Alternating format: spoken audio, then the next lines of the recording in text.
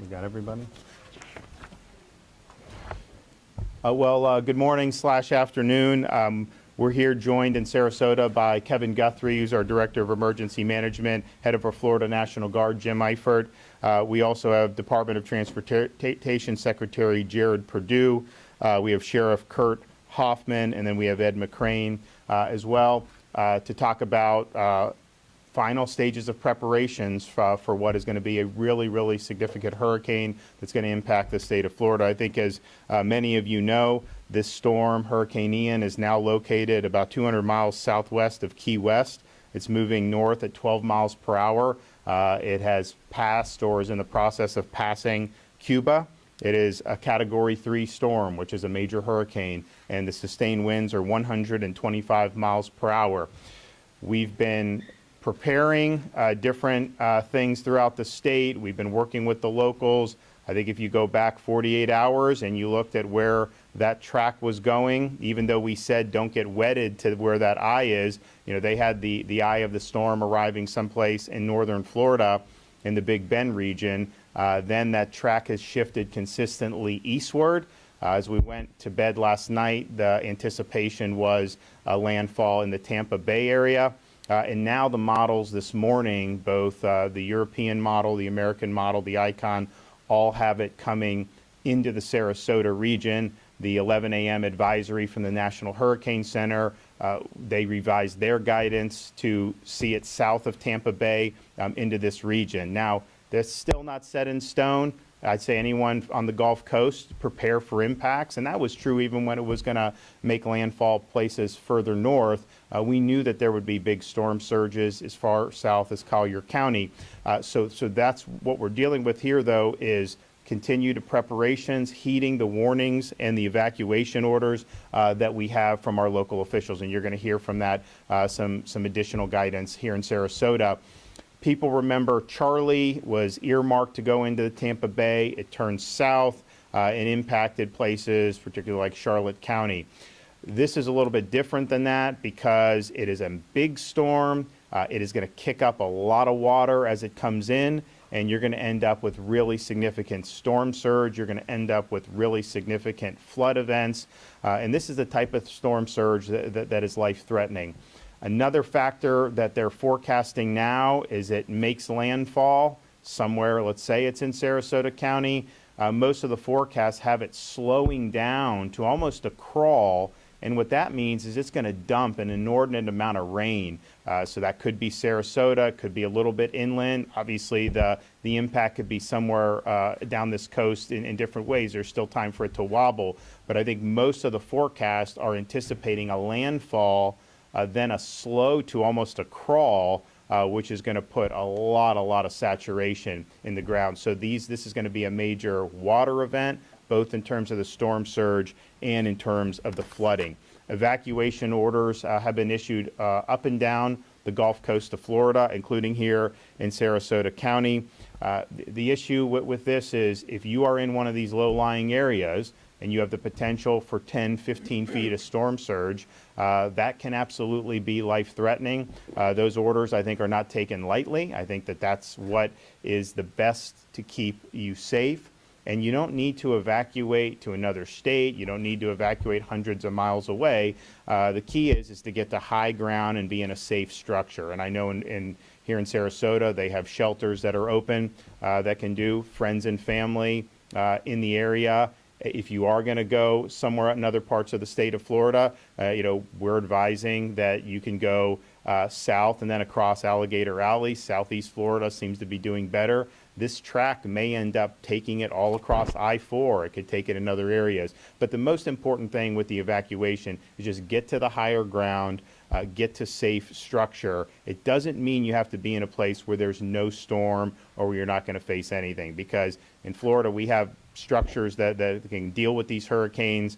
It's hard to deal with 10 feet of water, and that's really what is underlying the evacuation notices. If you're in the barrier islands, if you're in some of the places that are susceptible to that, you are in risk. FDOT and FHP are coordinating about the flow of traffic. As of now, on 75 out of here, it's moving. We have had increased folks on the road starting yesterday, heading eastbound on Interstate 4. I think you're going to continue to see it pick up on I-75 now that the track has shifted further south into this part of the state. FDOT is prepared and FHP are prepared to open the shoulder to emergency use for evacuations. But that will happen once the sustained traffic goes under 40 miles an hour. I've not reached that point yet. And so when you do, then they will do it. The people sometimes ask, are you going to do all lanes on both sides one direction? FDOT has studied that over like 10 years, and they've determined that's not the most effective way to do it. You need people to be able to get into the storm for supplies and rescue and whatnot. So the emergency lanes, that is going to be the first step. Of course, we've suspended tolls in the affected areas, and we will keep those suspended, and we will expand that as need be. Fuel is still being provided. I know there's a lot of people out getting fuel.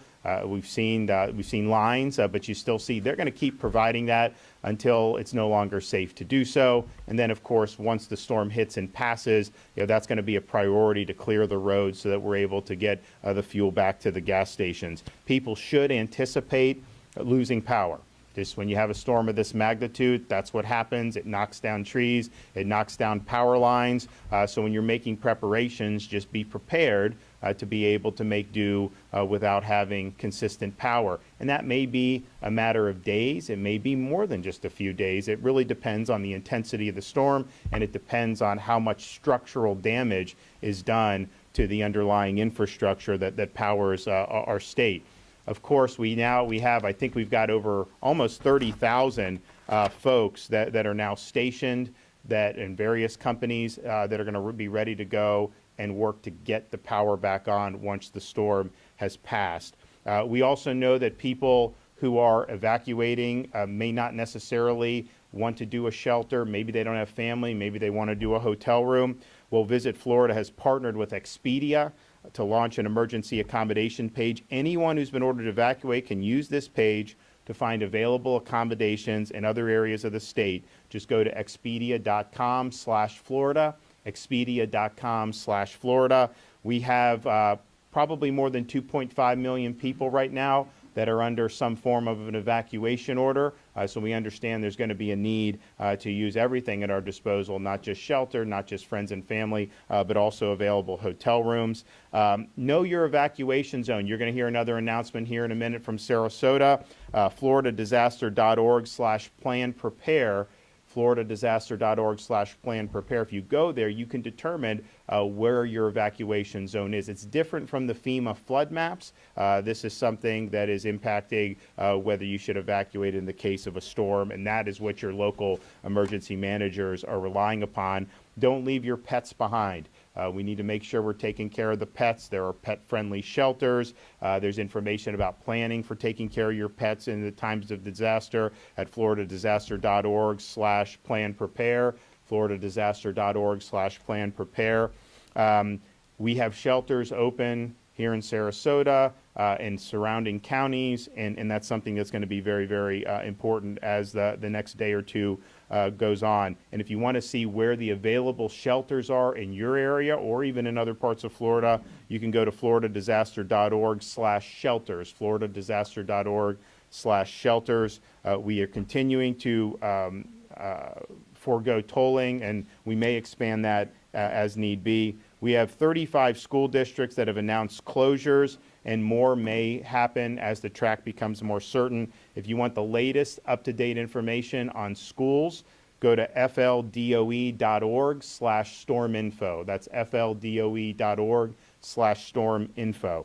We have 5,000 Florida National Guardsmen that are activated and that are staging and that will be ready to go and help people who may need help once this storm hits. We've got another 2,000 from neighboring states. We have urban search and rescue teams that are activated, and we have another 3 that are on standby should their services be required.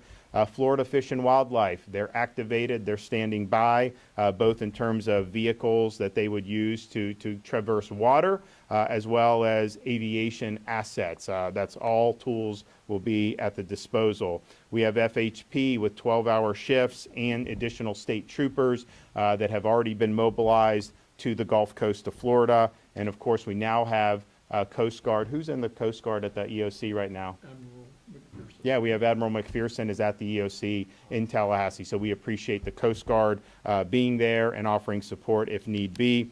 Long-term care facilities, as of now, 100% are reporting backup power in the form of generators. I know there's been evacuations of high-risk seniors, and that is the right thing to do. At the same time, there's a lot of these facilities that may not be in a flood zone or may not be in a zone A that they will be in there. They probably are going to lose power, and so having that is very important when you have medically dependent individuals.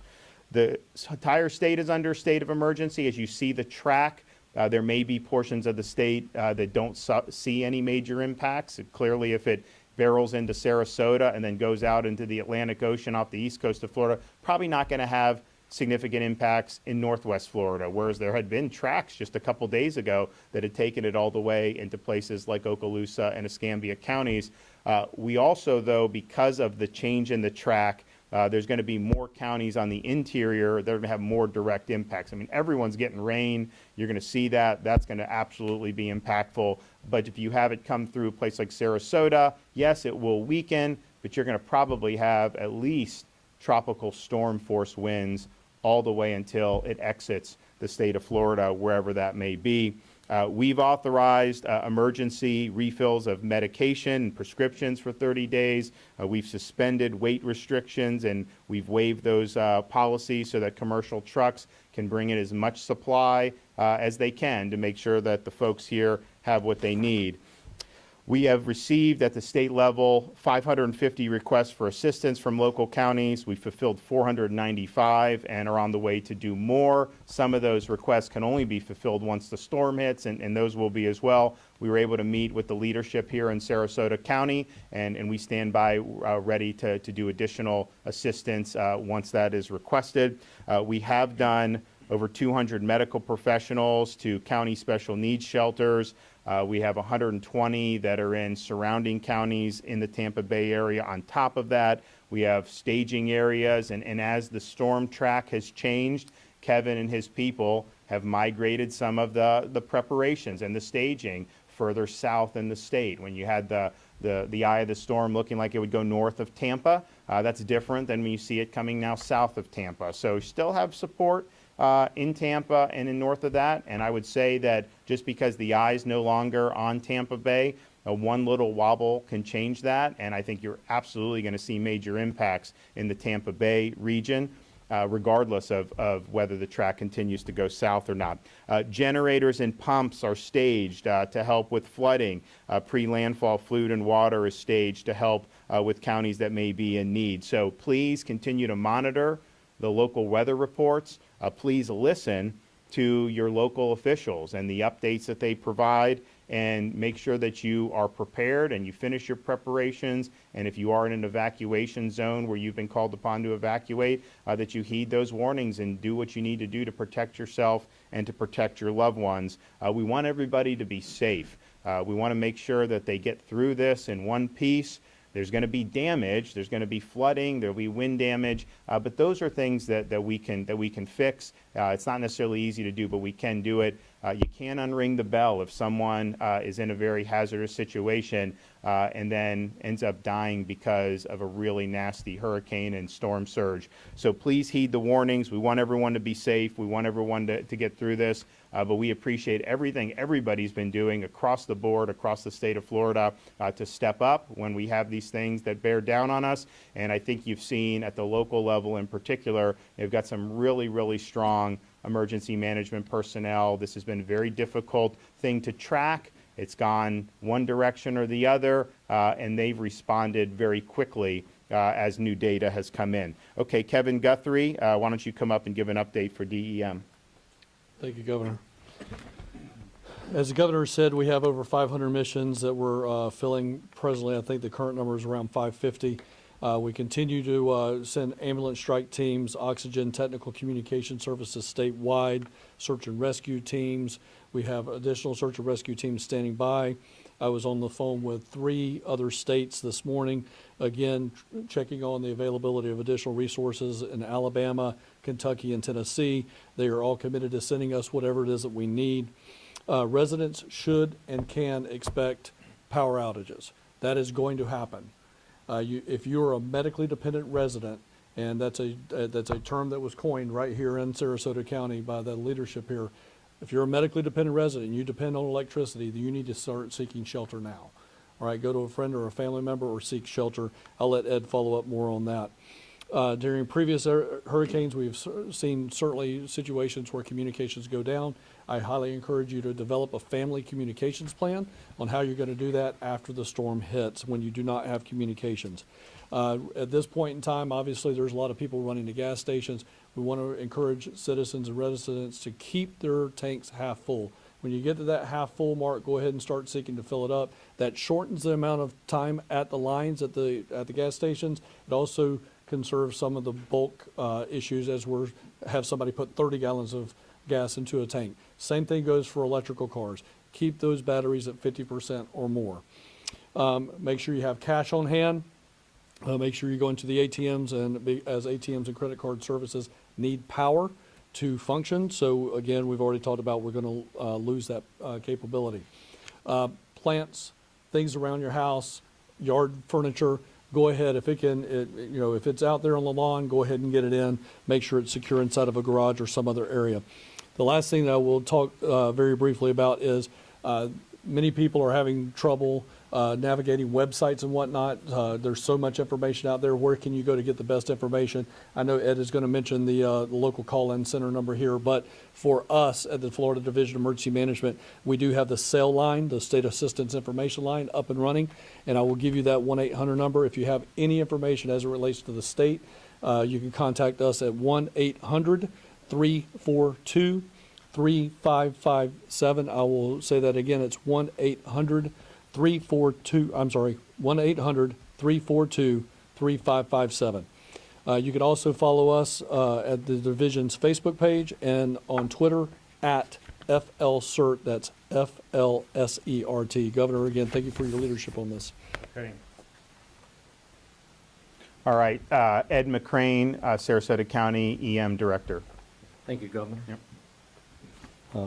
Good afternoon. Here at the Sarasota County Emergency Operations Center, we continue to monitor the path of impacts. We really appreciate the support of Governor DeSantis and Kevin Guthrie from the Florida Division of Emergency Management. Great partners that just being here tells us that we have that support. They continue to work together with our school, law enforcement, municipal partners to get the word out. We previously evacuated level A. That's in the process today, which is all the red on our map, all barrier islands, low-lying areas prone to flooding, which includes mobile homes, RVs, and those that live on boats. And that mobile home park can be anywhere in the county. If you look at the Sarasota County evacuation map, you'll see red shapes throughout the map. Those are mobile home parks, and they are part of level A. Because of the change in the track and the information we received from the National Hurricane Center and the Weather Service this morning, we are now adding level B. At this point, right now, we're adding level B, which will encompass a few more areas of the county adjacent to those level A red areas. To find the nearest evacuation center, visit scgov.net/beprepared, or you can call 311. All 12 evacuation centers for general population are open. We began accepting evacuees at noon today. And we have 2 medical dependent. At this point, the medical dependent process is not as it would be during blue sky. You need to call 311 so we can do a quick triage and get you into the system. Don't go in and try to fill out the form and expect it to be acted on quickly, as we're already in the process of moving people. Evacuation centers, though, like the governor said, should be your last resort. They're the lifeboat. You should go to friends or family if you can. And you don't have to go hundreds of miles. You can go tens of miles. You can choose east-west routes like 72, 70, 64, or like the governor said, go south on 75 and seek refuge down there. Our buses are serving at the transportation rally points. We will end those services tonight at 8 p.m. or once winds reach 35 sustained. The bridges will remain open for vehicular traffic, but once winds get to 35, the U.S. Coast Guard will issue a notice that the bridges will be closed to marine traffic. And let me emphasize that there's a lot of misconception about that. We do not leave the bridges in the up position to close them. They are down, locked, the equipment is removed, the bridge tender leaves, and law enforcement may be placed there to prevent people from going back west over the bridge unless they have an emergency situation. The utilities will be shutting off water service to all residents and businesses located on Siesta Key after 5 o'clock this evening. City of Sarasota may be doing the same on Lido and that area, so keep that in mind. Solid waste collection services have been canceled. The landfill is closed. We asked our community continue to be smart, make their preparations now, and follow evacuation notices when issued. If you're going to an evacuation center, eat before you go. Bring your emergency kit, including bedding, and bring a flashlight, toiletries. You're going to get 20 square feet of space there. Our teams there, along with the school district partners, will get you in situated. You can bring a pet. Every single evacuation center in Sarasota County is pet friendly. We have teams there trained. Our school partners, we decided that after Hurricane Irma because everybody came to every shelter with pets. So we are prepared for that now. Continue to monitor local media, county social media, and please register for emergency notifications by going to alertsarasotacounty.com. Okay. All right. We also have from the Department of Transportation, our Secretary, Jared Perdue. Thank you, Governor.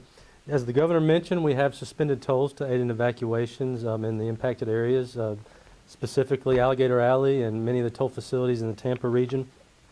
We will continue to monitor the path of the hurricane, and as needed, we can expand those toll suspensions. We've begun locking down and fortifying all of our construction projects. Our coastal projects, we obviously secure and lock down the barges and cranes, and also open all the travel lanes on all of our inland projects to aid in evacuations. For our bridges, we monitor those very closely with FHP. When wind speeds on the bridges reach 40 miles per hour, we coordinate closely with FHP and local law enforcement and begin shutting those bridges down to traffic for safety of the traveling public. We'll continue to monitor that as the storm progresses.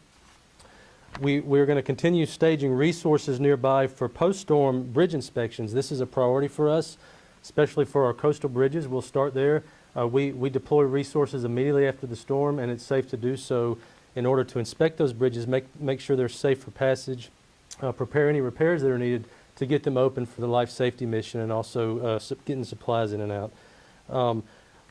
The staging of resources for post-storm events in terms of roadway clearance and supporting the life safety mission is currently ongoing, and we're also coordinating very closely with our utility partners to aid in the power restoration after the storm makes impact.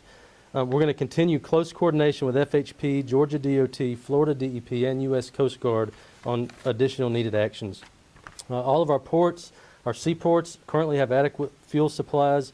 They're well positioned to quickly reinstate operations following the storm and keep fuel supplies moving. The seaports in the cone of influence have begun suspending operations in terms of sea traffic and staging appropriate measures to safely restore operations as soon as the storm passes through. We're also coordinating very closely with our airports, and for airport closure information, you should contact your local airports. We are staffing traffic management centers across the state 24/7. We're closely monitoring traffic flows on all of our major facilities to aid in evacuations. We have brought on additional resources for road rangers and motorist aid assistance in case motorists need help as they're evacuating. We'll continue to watch that traffic. As the Governor mentioned, we do have the ability to utilize the shoulder for vehicular traffic if it is needed during evacuations. We coordinate that decision very closely with FHP. As soon as travel speeds get below 40 miles per hour, we typically are able to do that, and we've deployed signs and we'll have personnel all along those corridors to help aid motorists in knowing how to navigate that. We have successfully deployed this in the past, and so it works very well. So we'll continue to watch that, and as we get closer, we'll watch the traffic. Currently, we're seeing anywhere from 30 to 40% increases over normal on our major interstate facilities like I-75 and I-4. We have a 511 travel information system. Please visit fl511.com for information, or you can download the app on both Apple and Android devices. Again, thank you, and thank you, Governor, for your leadership. Okay, and what Jared will do, I mean, these bridges, as was mentioned by Ed, they will, once there's a certain wind, they will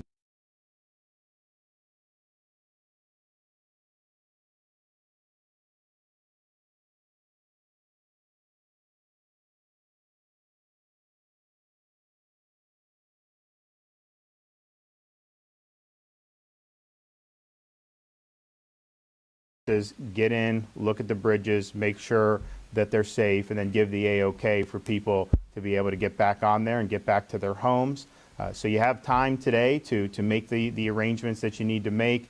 Listen to the call. If they mention the Zone B, that's not something that's taken lightly. That's something that is looking at the latest weather information that was a lot different than maybe 48 hours ago, and identifying potential vulnerable locations within the county here. And I know they're doing this in other counties with their local EM directors. And so this is going to be a significant storm. You're going to have massive, massive storm surge, a little bit different than when Charlie was supposed to go to Tampa back in 2004 and then went further south. That had a lot of wind, and this didn't have a lot of wind too, but it did not kick up the same level of storm surge that this is anticipating doing, nor did it produce the level of flooding that this is anticipated doing. So protect yourself, take precautions. We'll have support coming in as soon as it passes. We want to help everybody get back on their feet as soon as possible. Okay, anybody have any questions? Yes? Obviously covering preparations, we with a lot of our new Floridians, so I think are taking this storm seriously, but I'm a Floridian, a lot of Floridians, of course, who've been here for a long time, and who historically have not left when they've been told to evacuate. Can you speak directly to those folks who plan on doing that this time around? Well, I think it depends on your location. I think that when you're in these Zone A's, when you have a potential historic storm surge coming, you are taking a major, major risk. I mean, that's just the reality. And so, as Kevin said earlier today, if you evacuate out of one of those zones, Zone A, and you get to higher ground in a safe structure, the one thing we say, you're not going to die.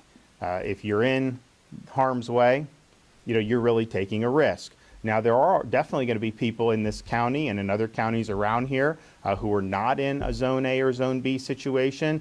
Maybe they are on higher ground, they have perfectly safe structures, and they make those decisions that's best for them to kind of hunker down, and that's fine. But when you're in those really low-lying areas, given what the storm's going to do, you are absolutely taking a risk. And regardless, I think, of what people do in terms of staying or evacuating, just be prepared that you will lose power, and that will happen, and it's not going to come back on immediately. There's going to be a storm. If it's crawling very slowly throughout this county and in this part of the state, that's going to be dumping an inordinate amount of rain. It's going to be difficult for anybody to get in immediately. You're going to have to clear roads. You're going to have to do a lot. So just prepare for that, and just understand that you are going to have interruptions in power. Understand you will have interruptions in fuel at some point. Now, Kevin's team, working with the utilities and everybody, the FDOT, I mean, the goal is going to be clear the roads, get the linemen in there, do what you need to do for fuel. Of course, that's going to be all hands on deck. But there is going to absolutely, with a storm of this magnitude, going to be a time when you're going to have to do that. So for the new Floridians, some are in this for the first time and are really heeding, which is great. Others may not necessarily know what to expect. And so if you are here when it passes, just understand, with no power, it gets really hot and nasty. I mean, it's not necessarily going to be great to be sitting around. That's just par for the course when you deal with these things. So just make sure you're prepared for that. Yes. Secretary Perdue, are you considering making any roads one way? And then my other question is, what are you doing to ensure that gas supply continues? Yeah, sure. So, no, we've done a lot of studies over the years and found that using the shoulder for those evacuations is really effective. We don't want to one-way facilities because we need the other side of the facility for the life safety mission and getting supplies in and out. And so we found that works really well. And as I mentioned, fuel supplies are topped off at all of our major ports, and so right now fuel levels are looking good. I mean, there's lines at gas stations, but right now fuel levels are looking good. And the decision, as Jared mentioned earlier, to use the shoulder is going to be dependent on when traffic slows to a certain amount. And we have not yet seen it consistently be below 40 miles an hour.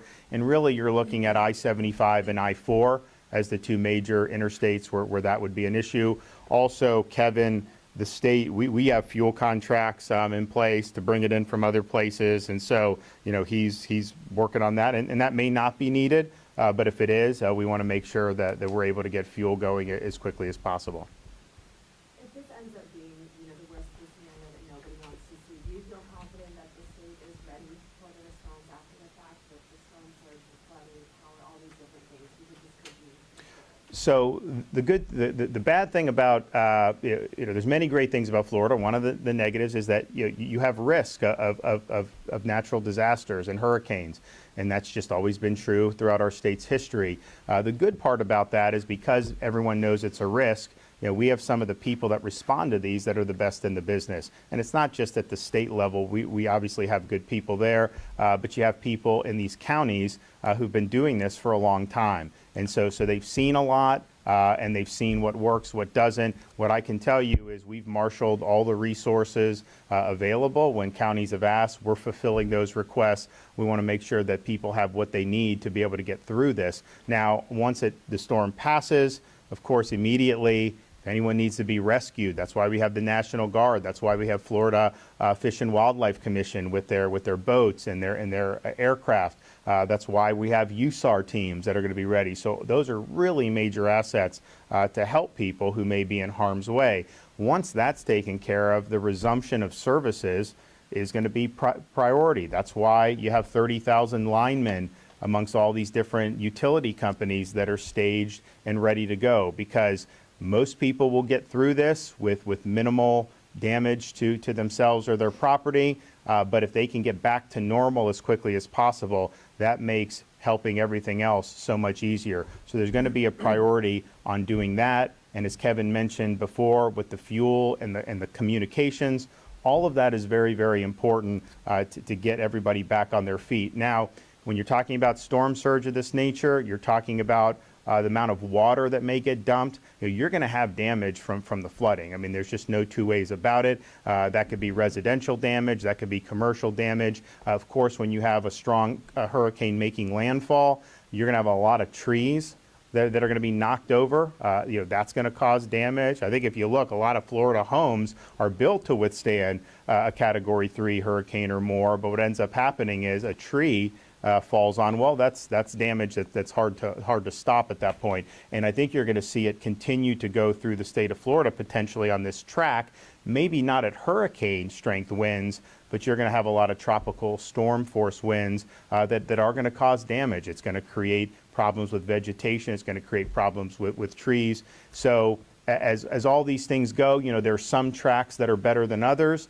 Clearly, we wanted this to just go out in the Gulf and not impact Florida at all. Now you're in a situation where it's impacting southwest part of our state, but it's likely to continue to go, maybe not at hurricane strength, but certainly a major, major storm system, potentially moving all the way through the interior of our state out into the Atlantic Ocean. So there's going to be a lot to do. And I'm proud of everybody at Florida Department of Emergency Management who's been up this. We declared a state of emergency last week when it wasn't even a formed system, because we saw the potential that this could be something that would have a major impact on the state of Florida.